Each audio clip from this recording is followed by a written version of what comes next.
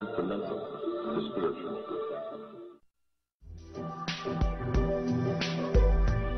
Clifford, it's so good to be on tape in person with you on this subject. I know before we couldn't show my face, we couldn't hear my voice because I was under contractual agreement. I'm no longer under that contractual agreement. So I can be here in person, and that feels good.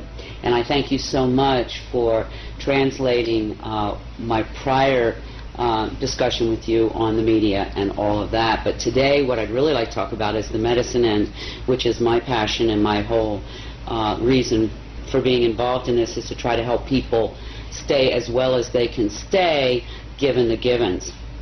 I also want to say something that's very important to my heart, is that I am deeply patriotic. That's all I really want to say. Never thought I'd live to be seeing these times. As you know, recently information was brought to us that's critical in terms of health. So I want to deal with that first, and then we can go back and talk about the other contents of this aerosol spray and the impact to the body, and perhaps some mitigating medicines. We have found out through a very credentialed research doctor that perhaps what we're seeing occasionally show up in our air supply is a fungus. The reason this is so critical is apparently this fungus dramatically compromises the immune system by consuming those nutrients the immune system uses to repair and rebuild. And like every system in our body, the immune system has to keep rebuilding itself. It will wear out, it will wear down, and it has to keep regenerating. If it doesn't have those nutritional tools to do that, your immune system becomes dramatically compromised, unable to deal with any kind of invader. That's why I think we're seeing so many more colds and flus than we've seen in the last 5.5, 6 years, than we've seen in a long time. I know in my clients these things are like epidemic.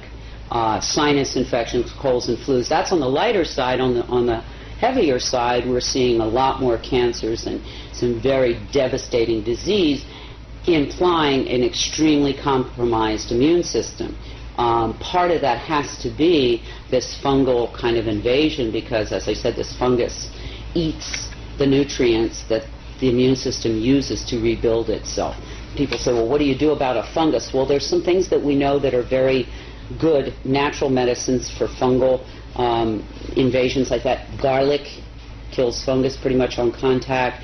The Chinese mushrooms, reishi, shiitake, maitake, particularly in extract form, have been had a lot of efficacy. Caprylic acid, which you can find in any health food store.